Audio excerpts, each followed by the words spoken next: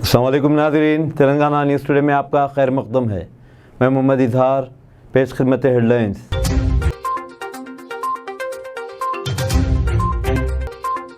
Chief minister Chandrashekhar Rao ने इल्ज़ाम आयद किया है कि कांग्रेस पार्टी किसानों को माली मदद करने वाली रैतु बंधु स्कीम में रुकावट पैदा कर रही है।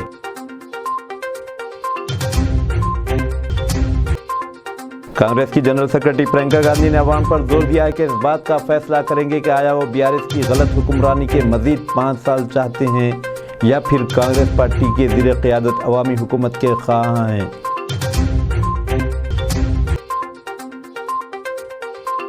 वज़ीर-ए-आज़म मोदी ने अवाम से अपील की है कि बीआरएस को घर रवाना किया जाए और कांग्रेस को इक़्तिदार में आने न दिया जाए।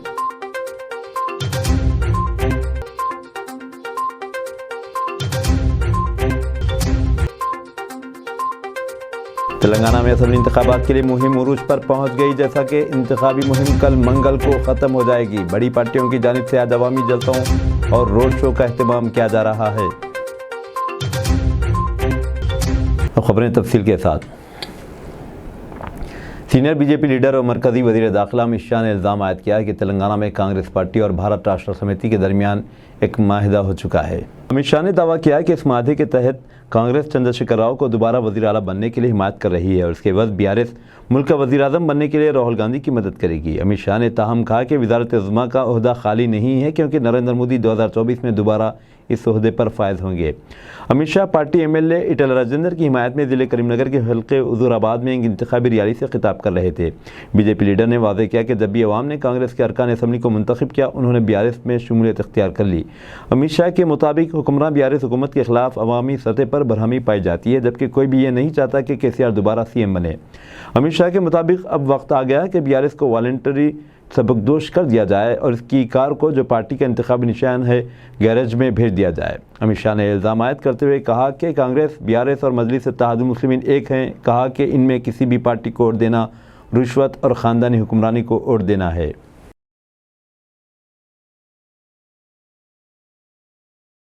कांग्रेस के जनरल सेक्रेटरी प्रियंका गांधी ने इल्ज़ाम आयद किया है कि बीआरएस सिर्फ एक इंतखाबी पार्टी है, जबकि उन्होंने तेलंगाना की अवाम से अपील की कि हुकूमत जमात को यह बताया जाए कि बराए फ़रोख्त नहीं है। ज़िले भुंगिर में एक इंतखाबी जलसे से खिताब करते हुए प्रियंका गांधी ने कहा कि गुज़िश्ता 10 बरसों के दौरान बीआरएस अमीर तरीन पार्टी बन गई, जबकि तेलंगाना के गरीब मज़ीद गरीब हो गए। प्रियंका गांधी ने यह भी दावा किया कि बीजेपी भी गुज़िश्ता 10 बरसों के दौरान दुनिया की सबसे बड़ी अमीर पार्टी बन गई और इसने मुल्क की दौलत को सनतकारों के हवाले कर दिया है। कांग्रेस पार्टी की 6 ज़मानतों का तज़किरा करते हुए प्रियंका ने अवाम पर जोर दिया कि इस बात का फैसला किया जाए कि क्या वो बीआरएस हुक्मरानी के मज़ीद 5 बरस चाहते हैं या फिर कांग्रेस की अवामी हुक्मरानी वाली हुकूमत के हक़ में हैं। प्रियंका गांधी ने अवाम को इसके लिए भी खबरदार किया कि अगर बीआरएस दोबारा इक़्तिदार में आती है तब अराज़ी और शराब माफिया का सिलसिला जारी रहेगा, जबकि बेरोज़गारों को मुलाजिमत नहीं मिलेगी। पर्चे सवालात के इफ़शा का सिलसिला जारी रहेगा और रिश्वत में मज़ीद इजाफा होगा। इसके अलावा रियासत मज़ीद मक़रूज़ हो जाएगी और बीआरएस की जानिब से अवाम को ज़मीनात को छीनने का सिलसिला जारी रहेगा। प्रियंका ने बादशाह गदवाल और कोडंगल में इंतखाबी जलसों से खिताब किया। बीआरएस सदर व वज़ीर आला केसीआर ने कहा है कि कांग्रेस पार्टी असेंबली इंतखाबात के पेश नज़र तेलंगाना में किसानों को माली इमदाद दिए जाने वाली रैतु बंदी स्कीम को रोक रही है। केसीआर ने कहा कि कांग्रेस के लीडर्स इंतखाबात जीतने के लिए जो कुछ भी हो सका कर रहे हैं और यासंगी सीज़न के दौरान किसानों को परेशान करने से भी बाज नहीं आ रहे हैं। शादनगर में प्रजा आशीर्वाद सभा से खिताब करते हुए केसीआर ने कहा कि उन्होंने ओहदेदारों को हिदायत दी थी कि इंतखाबात से कबल यासंगी सीज़न के लिए रैतु बंधु फंड्स की तकसीम का अमल शुरू किया जाए। ताहम तेलंगाना कांग्रेस की जानिब से इलेक्शन कमीशन ऑफ इंडिया से शिकायत करते हुए इस अमल को रोक दिया गया। इसके बावजूद इलेक्शन कमीशन ने रियासती हुकूमत को इस बात की इजाज़त दी थी कि सिर्फ एक दिन के लिए किसानों को बैंक अकाउंट में रकम जमा कर दी जाए। वज़ीर आला ने मज़ीद कहा कि टीपीसीसी नायब सदर निरंजन ने इलेक्शन कमीशन के पास एक और शिकायत दर्ज करवाई, जिस पर कमीशन ने आज रैतु बंधु फंड की तकसीम से मुतालिक अपनी इजाज़त से दस्तबरदारी अख्तियार कर ली। इस सूरत हाल पर मायूसी का इजहार करते हुए केसीआर ने कहा कि कई कांग्रेस लीडर्स और कारकुन रैतु बंधु स्कीम से फ़ायदा हासिल करते रहे हैं। चंद्रशेखर राव ने इस मौके पर कांग्रेस के कारकुनों पर जोर दिया कि वो अपने लीडर्स पर नज़र रखें। इस बात का इजहार करते हुए कांग्रेस न सिर्फ रैतु बंधु को रोक रही बल्कि किसानों को परेशान कर रही है। केसीआर ने इंतबाह दिया कि इस तरह के इक़दाम से गैर ज़रूरी तौर पर ज़मींदारों और किराए पर ज़मीन हासिल करने वाले किसानों के दरमियान कानूनी झगड़ा शुरू हो सकता है। इलेक्शन कमीशन ने रैतु बंधु स्कीम के तहत रबी सीजन के लिए किसानों को माली इमदाद की तकसीम से मुतालिक तेलंगाना हुकूमत की दी गई इजाज़त दस्तबरदारी इख्तियार कर ली। यह फैसला इस वक्त किया गया जब एक रियासती वजीर ने सिलसिले में अवामी सतह पर ऐलान करते हुए इंतखाबी ज़ाब्ते अखलाक की खिलाफ वर्जी की। इलेक्शन कमीशन ने हुकूमत से कहा था कि किसानों को माली इमदाद के मामले की तशहीर न की जाए, ताहम रियासती वजीर फाइनेंस ने रबी फसल के लिए हुकूमत की इजराई की बात आम कर दी। वज़ीर-ए-आज़म नरेंद्र मोदी ने अवाम से अपील की है कि रियासती असम्बली इंतखाबात में BRS पार्टी को घर भेज दिया जाए और कांग्रेस को इख्तिदार में आने न दिया जाए। करीमनगर जिले हेडक्वार्टर पर पुस्काला जनावल्ला विजय संकल्प सभा से खिताब करते मोदी ने कहा कि मुल्क में बीजेपी हुकूमत मुल्क और रियासतों की तरक्की के लिए काम कर रही है। मोदी के मुताबिक किसी को भी BRS और कांग्रेस पर भरोसा नहीं है, जबकि कांग्रेस के टिकट पर जीतने वाले BRS में शामिल हो जाएंगे। इस तरह कांग्रेस को वोट देना गोया KCR को दोबारा लाना है। मोदी ने यह वादे किया कि बीजेपी से ही समाजी इंसाफ को मुमकिन बनाया जा सकता है। इससे पहले महबूबाबाद में बीजेपी के अवामी जलसे से खिताब करते हुए नरेंद्र मोदी ने इस यकीन का इजहार किया कि इनकी पार्टी तेलंगाना में पहली मरतबा हुकूमत बनाएगी। इनके मुताबिक अगर बीजेपी इख्तिदार में आती है तब double bedroom scam, land mafia और तालीम के माफिया को बेनकाब किया जाएगा। मोदी ने यह भी वादे किया कि वो किसी BC को वज़ीर आला बनाने से मुतालिक अपनी बात से नहीं मुकरेंगे। ना कुटुंब सभ्युलारा, तेलंगाना प्रवास का ये मेरा लगातार तीसरा दिवस है और अब इस चुनाव में सभाओं का ये मेरा आखिरी दिन है। इस दौरान मुझे अनेक लोगों से मिलने का, बातचीत करने का अवसर मिला। तेलंगाना के लोग KCR सरकार को उखाड़कर फेंकने के लिए कमर कस चुके हैं। कुछ लोग तेलंगाना में कांग्रेस को लेकर भ्रम भी फैला रहे हैं, लेकिन सच्चाई यही है कि अगर किसी ने तेलंगाना को बर्बाद किया है तो वो कांग्रेस और KCR दोनों ही उतने ही पापी है। इसलिए तेलंगाना के लोग एक बीमारी को हटाकर दूसरी बीमारी को प्रवेश नहीं दे सकते।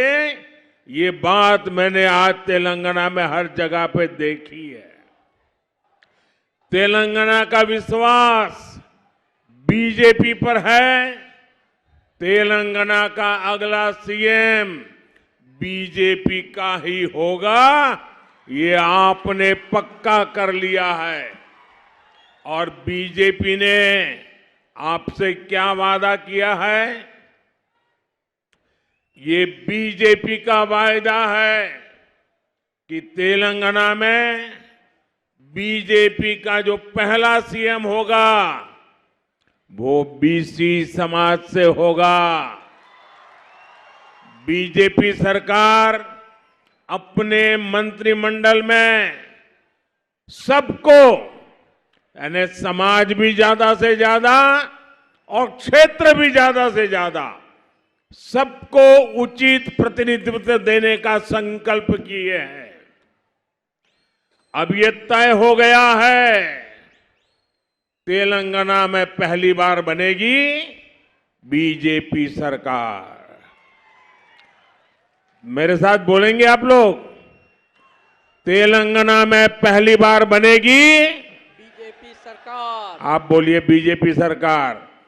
तेलंगाना में पहली बार बनेगी, तेलंगाना में पहली बार बनेगी, तेलंगाना में पहली बार बनेगी।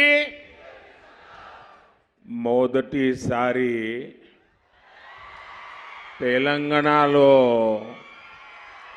బీజేపీ ప్రభుత్వం ఏర్పాటు కానుంది।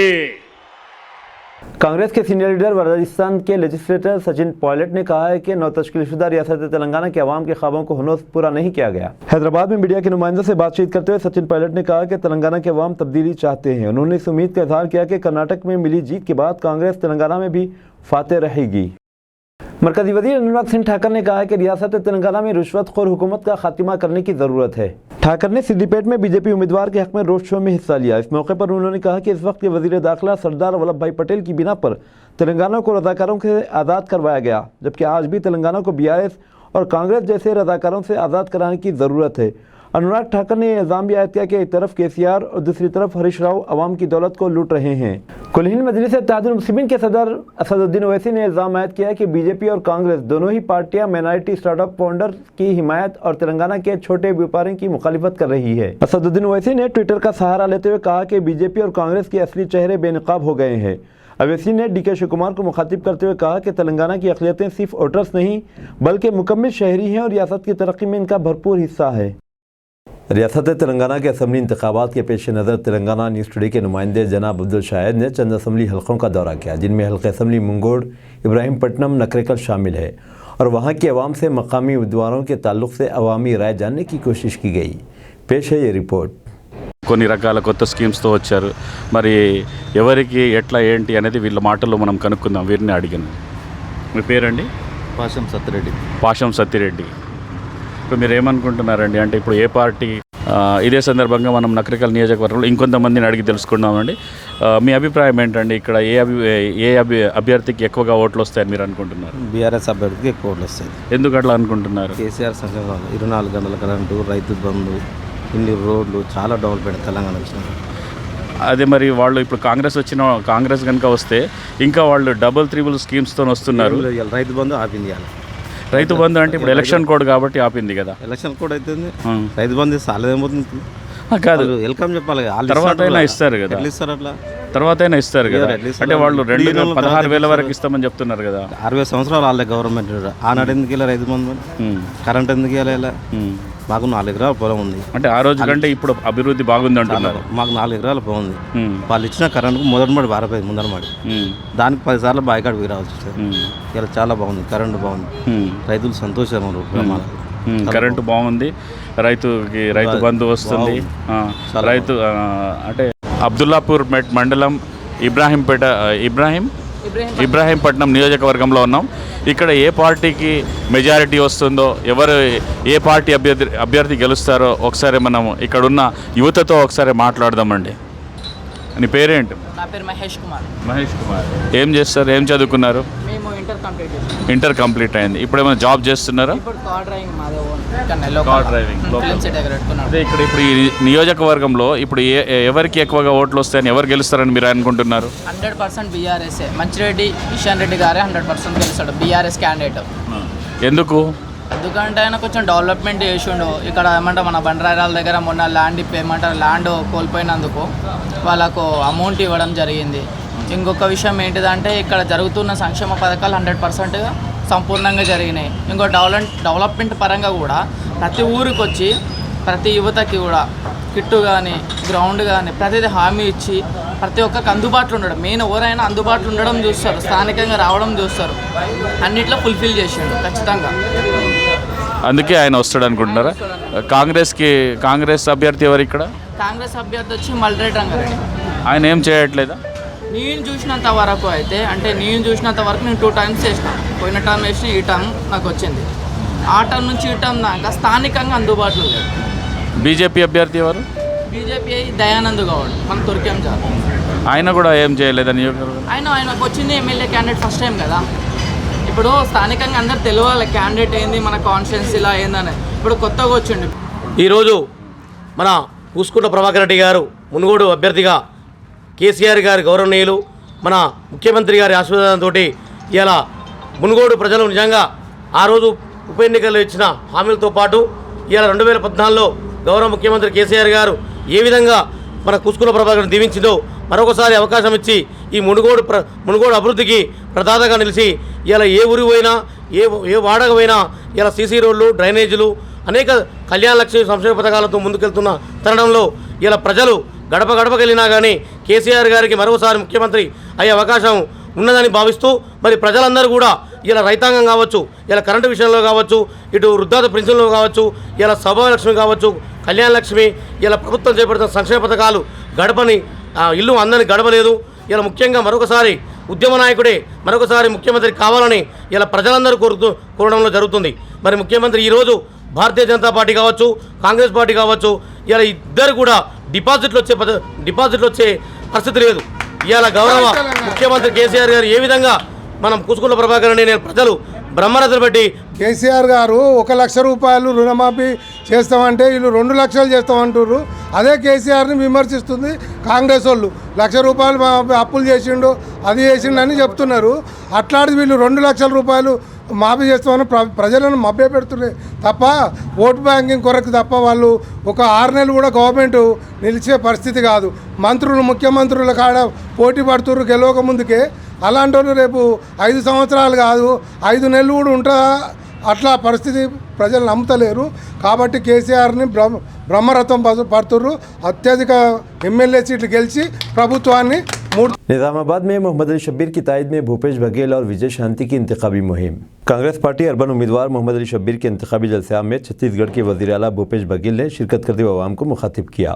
उन्होंने कहा कि जिस तरह कांग्रेस पार्टी ने कामयाबी के साथ छत्तीसगढ़ और कर्नाटक में रियासत के तमाम तबक़ात बशमूल अक़लियतों की फलाह बहबूद और मुसैली तरक्की के लिए 5 गारंटी पर अमल कर रही है, तेलंगाना में कांग्रेस पार्टी की हुकूमत बनने पर रियासत के अवाम के लिए 6 गारंटी के अलावा सैकड़ों तरक्याती काम व मनसूबों पर अमल करने का वादा पूरा करेगी। उन्होंने कहा कि तेलंगाना रियासती हुकूमत व चीफ मिनिस्टर के चंद्रशेखर राव ने कांग्रेस पार्टी के अलहदा रियासत तेलंगाना के मकसद को अक्सर फरामोश करते हुए इसे पूरा करने में नाकाम साबित हुए। उन्होंने कहा कि तेलंगाना में केसीआर और उनके अफराद ख़ानदान ने हर प्रोजेक्ट में इस्काम सर घोटाले के जरिए करोड़ों रुपये की हेराफेरी करते हुए सरकारी ख़जाने को लूटा और रियासत के अवाम के पैसे का बेजा इस्तेमाल किया। सीनियर लीडर कांग्रेस विजय शांति ने अपने खिताब के जरिए अवाम पर जोर दिया कि कांग्रेस पार्टी और चेयरपर्सन मोहतरमा सोनिया गांधी ने तेलंगाना के तमाम तबक़ात बशमूल अक़लियतों के हुकूक़ की बहाली और अवाम के ख्वाबों को पूरा करने के लिए अलहदा रियासत तेलंगाना का फैसला किया था, लेकिन केसीआर और उनके अफराद ख़ानदान ने रियासत को लूटने में कोई कसर नहीं छोड़ी। केसीआर मरकज़ में बरसर इक़्तिदार बीजेपी हुकूमत मुल्क की जायदादों को कॉरपोरेट व तिजारती अफराद के हाथों में दे दिया और अवाम के हाथों में महंगाई व बेरोज़गारी थमा दी। दूसरी जानिब तेलंगाना के वज़ीर आला केसीआर ने रियासत को गुज़िश्ता 10 सालों में करप्शन की नज़र कर दिया और अवाम के ख्वाबों को पूरा करने के बजाय इन्हें बेरोज़गार बना दिया। निज़ामाबाद के अवाम की तरक्की और खुशहाली के लिए वो नुमायाँ किरदार अदा करेंगे और उनकी कामयाबी के साथ ही चंद माह के दौरान शहर की तरक्की व अवाम की खुशहाली के लिए बुनियादी और ठोस इक़दाम किए जाएंगे। इस जलसे में कई मेहमान सीनियर कांग्रेस पार्टी क़ायदीन व दीगर मौजूद थे। कांग्रेस तेलंगाना में 2/3 अक्सरियत के साथ हुकूमत बनाएगी, मल्लिकार्जुन खड़गे का बयान। सदर कांग्रेस मल्लिकार्जुन खड़गे ने तेलंगाना में मौलिक असम्बली के इम्कानात को मुस्तरद करते हुए कहा कि तेलंगाना में कांग्रेस 2/3 अक्सर के साथ अपने तौर पर हुकूमत बनाएगी। उन्होंने एक तेलुगु न्यूज़ चैनल से बात करते हुए कहा कि अवाम बीआरएस को हटाना चाहते हैं, अवाम ने तब्दीली के लिए जहन बना लिया है, ये कहते हुए कि रियासत के अवाम की मुकम्मल हिमायत कांग्रेस को हासिल है। उन्होंने कहा कि कर्नाटक की तरह यहाँ पर भी कांग्रेस अपनी ज़मानतों को पूरा करेगी। वज़ीर आला के चंद्रशेखर राव की तर्ज़ हुक्मरानी को तनक़ीद का निशाना बनाते हुए खड़गे ने कहा कि चंद्रशेखर राव आमराना तर्ज़ हुक्मरानी रखते हैं और वो ख़ुद को मुजाहिद आज़ादी समझ रहे हैं।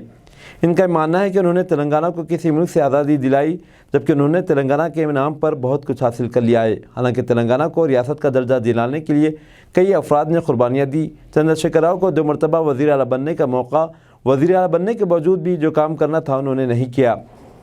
उन्होंने कहा कि रियासत में 2 लाख मुलाजिमती मखलूआ हैं जिनको पुर करने के इक़दाम किए जाएंगे।